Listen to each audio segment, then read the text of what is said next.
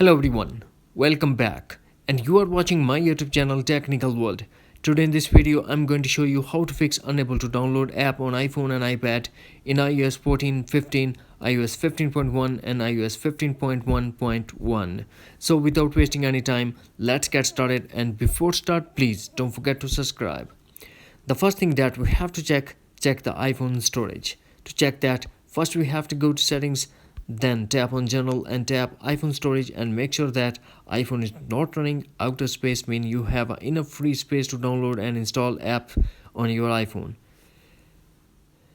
Then go back to settings, find and tap on screen time, then tap content and privacy restrictions and tap iTunes and App Store purchases and tap installing app and select allow. That's it.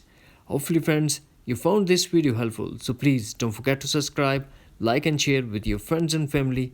Thanks for watching. Take care. Bye bye.